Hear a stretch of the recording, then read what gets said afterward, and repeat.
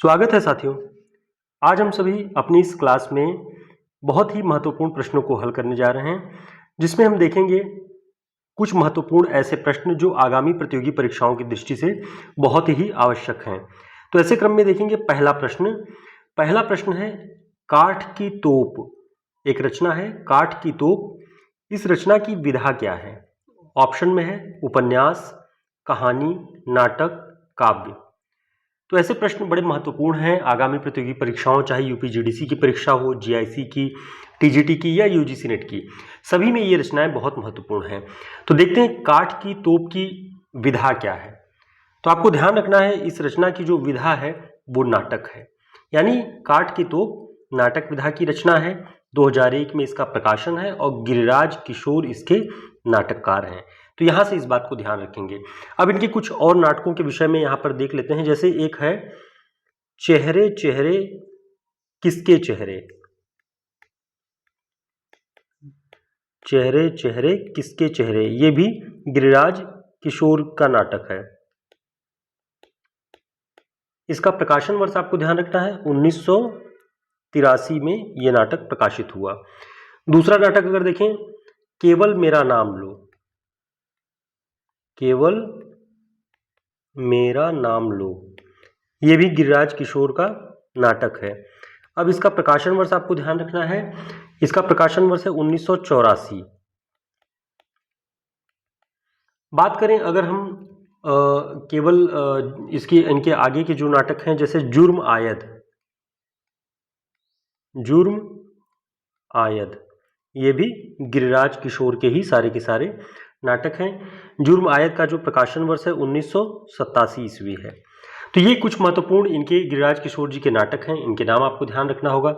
जैसे बात करें केवल चेहरे चेहरे किसके चेहरे, तो इसमें व्यवस्था की निरंकुशता की बात है। व्यवस्था की निरंकुशता।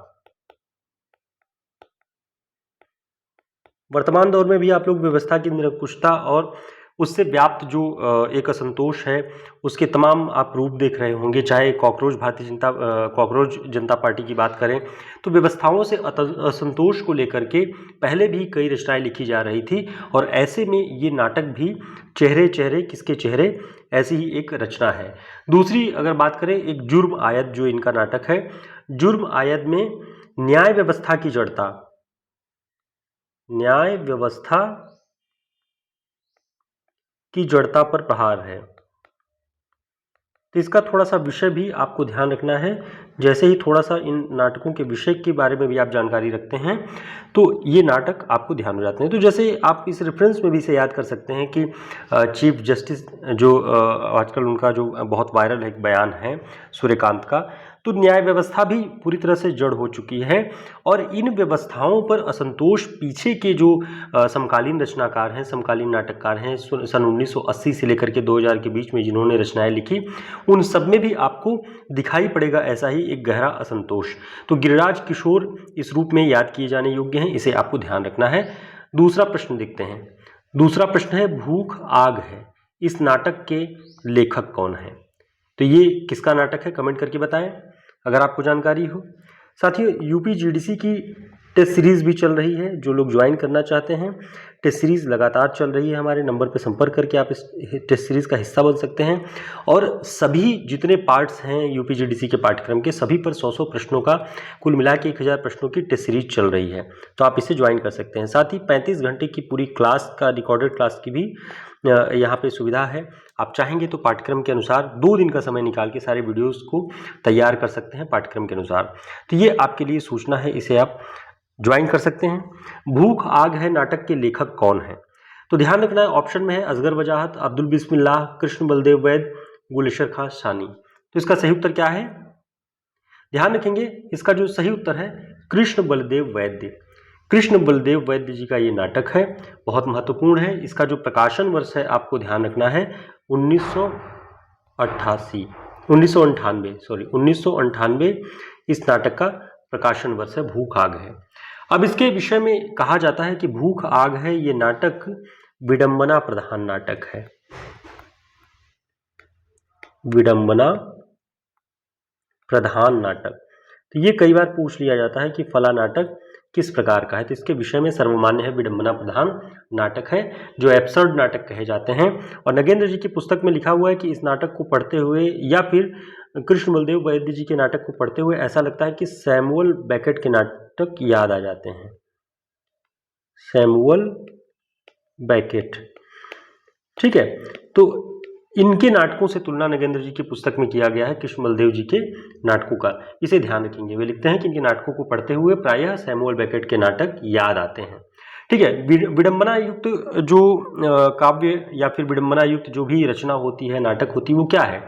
वो जीवन की विडंबनाओं को ऊल जुलूल ढंग से, ठीक है, ऊल जुलूल ढंग से प्रकट किया जाता है। और उल जुलूल क्या है कि आजकल अगर कोई युवा या युवा वर्ग की बात करें तो वो अगर अपने आप को कॉकरोच से तुलना कर रहा है तो इसका मतलब है कि ये बहुत ही विडंबनापूर्ण है ना। तो ये विसंगति, विडंबना, सारी चीजें कहीं ना कहीं उभारता है। तो ऐसे नाटक उस दौर में लिखे जा रहे थे जो बहुत महत्वपूर्ण है, आपको ध्यान रखना है। कृष्ण बलदेव वैद्य जी के एक दो नाटक और आपको ध्यान रखने हैं, जैसे परिवार अखाड़ा नाम का इन्होंने एक नाटक लिखा, परिवार अखाड़ा। ये नाटक भी कृष्ण बलदेव वैद्य जी का है, 2002 में। इसके अलावा ध्यान रखें मोनालिसा की मुस्कान, मोनालिसा की मुस्कान, ये भी एक नाटक इनका है कृष्ण बलदेव वैद्य जी का, ठीक है। इसका प्रकाशन वर्ष 2003 है। तो ऐसे कुछ महत्वपूर्ण पॉइंट्स हैं कि एक प्रश्न के बहाने आप उस रचनाकार के कई सारे जो पॉइंट्स हैं उसे भी यहाँ पे रिवाइज कर सकते हैं इस वीडियो के माध्यम से। देखते हैं अगला प्रश्न। अगला प्रश्न है जादू का जंगल के नाटककार कौन है? ऑप्शन मंगलेश डबराल, राजेश जोशी, राजेंद्र यादव, मृणाल पांडे। तो ध्यान रखना है इसका जो सही उत्तर है राजेश जोशी। राजेश जोशी का नाटक है जादू का जंगल। जादू नहीं कविता एक कविता संग्रह है, जादू नहीं कविता। ये किसका काव्य संग्रह है? कमेंट करके बताएं आप लोग। काव्य संग्रह के विषय में यदि आप लोगों ने अध्ययन किया होगा तो इस कविता का नाम समकालीन कविता के दौर में आया होगा, जादू नहीं कविता। किसका है कमेंट करके बताएं। बाद में हम अपनी अगली क्लास में इसका जिक्र भी करेंगे। देखते हैं अगला प्रश्न। अगला प्रश्न है जादू का कालीन। अब देखिए वहां से एक रचना आपको दिखाई पड़ी जादू पर, और जादू पर दूसरी है रचना जादू का कालीन। यह किसकी रचना है? ऑप्शन मन्नू भंडारी, ममता कालिया, मृणाल पांडे, मृदुला गर्ग। तो ये किसकी रचना है? ध्यान रखेंगे ये मृदुला गर्ग जी का नाटक है। ध्यान रखना है, विधा भी आपको ध्यान रखना है कि ये नाटक विधा की रचना है, ठीक है। तो यहां से आपको ध्यान रखना है मृदुला गर्ग, जादू का कालीन। देखते हैं अगला प्रश्न। अगला प्रश्न है आदमी जो मछुआरा नहीं था। आदमी जो मछुआरा नहीं था किसका नाटक है? ऑप्शन मृदुला गर्ग, मृणाल पांडे, त्रिलोचन, मैत्रेयी पुष्पा। तो इसका सही उत्तर क्या होगा? आदमी जो मछुआरा नहीं था। तो ध्यान देंगे इसका जो सही उत्तर है वह है मृणाल पांडे। मृणाल पांडे का नाटक है आदमी जो मछुआरा नहीं था, इसे ध्यान रखेंगे। अब इसके विषय में देखते हैं कुछ और महत्वपूर्ण बातें। पहली बात तो यहां से आपको ध्यान रखना है कि ये 1985 में प्रकाशित हुआ है। अब हम मृणाल पांडे के कुछ अन्य नाटकों के नाम भी यहां पर देख लेते हैं। जैसे एक है मौजूदा हालात देखते हुए, मौजूदा हालात देखते हुए, ये भी मृणाल पांडे जी का एक नाटक है, ठीक है। इसका प्रकाशन वर्ष आपको ध्यान रखना है 1985। ये सब समकालीन नाटकों के अंतर्गत आते हैं। इसके अलावा बात करें एक अन्य नाटक इनका है जो राम रच राखा, जो राम रच राखा। ये भी मृणाल पांडे जी का नाटक है। इसका प्रकाशन वर्ष क्या है? तो ध्यान रखेंगे 1981। एक अन्य नाटक इनका है काजर की कोठरी, काजर की कोठरी। अब कोठरी से आपको अगर किसी रचना का नाम ध्यान हो तो कमेंट करके बताएं। एक कहानी संग्रह है कोठरी की बात, किसका है कमेंट करके बताएंगे आप लोग। एक रचना से आप लोग कई रचनाओं के मिलते जुलते जो नाम होते हैं उन्हें भी तैयार कर सकते हैं। तो काजर की कोठरी 1985 में, कोठरी की बात कोठरी की बात एक कहानी संग्रह है, अगर आप लोगों को ध्यान हो। कोठरी की बात किसका है, कमेंट करके जरूर बताएं आप लोग। जो मिलते जुलते नाम होंगे उन पर हम ऐसे ही चर्चाएं करते रहेंगे, जिससे आपको भी एक उत्कंठा बने कि किसका है, और आप लोग थोड़ा सा परिश्रम करेंगे तो उससे मिलती जुलती जो रचना है उसका नाम तैयार हो जाएगा। देखते हैं अगला प्रश्न। अगला प्रश्न है, दिल्ली ऊंचा सुनती है किसका नाटक है। तो विधा इसका ध्यान रखना है, ये नाटक है। दिल्ली ऊंचा सुनती है किसका है। ऑप्शन कुसुम कुमार, मृदुला गर्ग, कृष्णा अग्निहोत्री, चित्रा मुदगल। तो इसका सही उत्तर क्या है, ध्यान देंगे। इसका जो सही उत्तर है वह है कुसुम कुमार। कुसुम कुमार का नाटक है दिल्ली ऊंचा सुनती है। अब इनके विषय में देखते हैं कि इनके कुछ अन्य नाटक और हैं जिन्हें हमें ध्यान रखना होगा। दिल्ली ऊंचा सुनती है ये 1982 में प्रकाशित हुआ नाटक है। ये भी समकालीन नाटकों की श्रेणी में है। तो इस क्लास में हम जितने भी नाटकों की बात कर रहे हैं वो सब समकालीन नाटकों की श्रेणी में आ रहे हैं। तो कुसुम कुमार के जैसे अगर आप बात करें, ओम क्रांति क्रांति, ओम क्रांति क्रांति, ये भी कुसुम कुमार जी का नाटक है। इसका प्रकाशन वर्ष है 1979। ठीक है। अगला नाटक देखें तो सुनो शेफाली, सुनो शेफाली, सुनो शेफाली भी इनका नाटक है। इसका प्रकाशन वर्ष क्या है, तो ध्यान रखेंगे ये भी 1979 में। अब शेफाली नाम सुनते ही आपको ध्यान आ रहा होगा किसी रचना का, शेफाली झर रही है, तो वो भी एक रचना है। किसका है कमेंट करके बताएंगे। तो जो मिलते जुलते नामों वाली रचनाएं हैं उनका कमेंट करके आप बताएं, इससे तैयार बहुत जल्दी होता है। आपके हर विधाओं की जो रचनाएं होती हैं मिलती जुलती, वो तैयार हो जाएंगी। जैसे अगला नाटक है संस्कार को नमस्कार, संस्कार को नमस्कार, ये भी कुसुम कुमार जी का नाटक है। अब इसका प्रकाशन वर्ष 1982।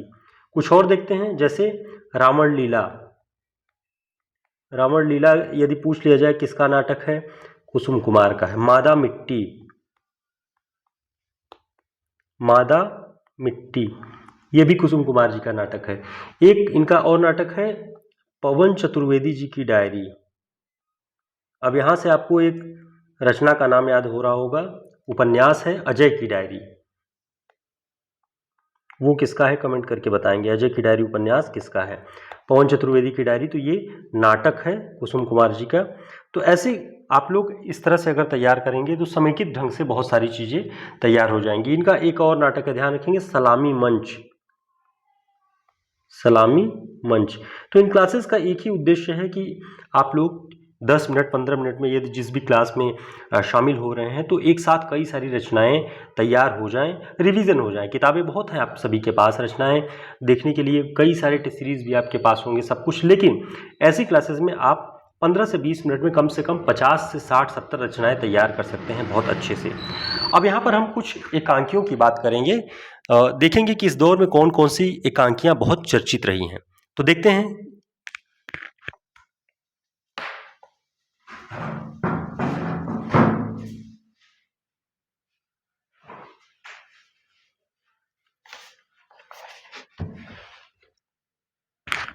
इस दौर में जैसे देखें हम, तो इस दौर में कुछ एकांकीकार हुए हैं जो बहुत प्रसिद्ध हैं। जैसे भुवनेश्वर की बात करें तो भुवनेश्वर के भी बहुत कुछ जो एकांकियां हैं वो बहुत चर्चित हैं। जैसे भुवनेश्वर में देखें तो तांबे के कीड़े, हम यहाँ पे लगे हाथ एकांकियों की बात भी कर लेते हैं। तो तांबे के कीड़े किसका है, भुवनेश्वर का, तांबे के कीड़े। इसके अलावा आजादी की नींद, आजादी की नींद, ये भी एकांकी है भुवनेश्वर जी की। एक अन्य एकांकीकार की बात करें, उदय शंकर भट्ट, उदय शंकर भट्ट, इनकी भी कुछ एकांकियां हैं जो कि आपको ध्यान रख लेनी चाहिए। जैसे बात करें, इन्होंने 1938 के लगभग एकांकी लेखन आरंभ किया था और इनका जो प्रथम एकांकी था वो अभिनव एकांकी नाम से था, अभिनव एकांकी। तो इनकी जो प्रथम एकांकी संग्रह था वो अभिनव एकांकी नाम से था। इसके अलावा स्त्री का हृदय, स्त्री का हृदय, ये भी इनकी एकांकी है। और अगर हम बात करेंगे तो जैसे समस्या का अंत, धूम शिखा, समस्या का अंत, ये भी इनकी एकांकी है। विधा को जरूर ध्यान रखिएगा। धूम शिखा, ये भी उदय शंकर भट्ट जी की एकांकी है। एक और एकांकीकार की यहां पर हम बात करें, उपेंद्रनाथ अश्क, उपेंद्रनाथ अश्क। अब इनकी कौन कौन सी एकांकियां हमें ध्यान रखनी है उसे देखते हैं यहां पे। जैसे बात करें देवताओं की छाया में, देवताओं की छाया में, ठीक है। पर्दा उठाओ पर्दा गिराओ, पर्दा उठाओ पर्दा गिराओ, ये भी उपेंद्रनाथ अश्क जी की एकांकी है, ठीक है। इसके अलावा अंधी गली, अंधी गली, तो ये सभी एकांकियां हैं भुवनेश्वर, उदय शंकर भट्ट और उपेंद्रनाथ अश्क। इसे आपको ध्यान रखना होगा, बहुत महत्वपूर्ण है इनकी ये रचनाएं। आगे देखते हैं, अगर कुछ हम यहाँ पर जैसे कि सेठ गोविंद दास का भी नाम आता है, हरिकृष्ण प्रेमी जी का नाम आता है, जगदीश चंद्र माथुर का नाम भी एकांकी संग्रहों में आता है, भोर का तारा, ओ मेरे सपने, ठीक है। जगदीश चंद्र माथुर, भोर का तारा, ठीक है। भोर का तारा ये एकांकियों के अंतर्गत आता है, जगदीश चंद्र माथुर का है। भोर का तारा, भोर का सपना शायद है रामदरस मिश्र जी का, उसे भी आपको ध्यान रखना होगा। और ओ मेरे सपने इन्हीं का है, ओ मेरे सपने।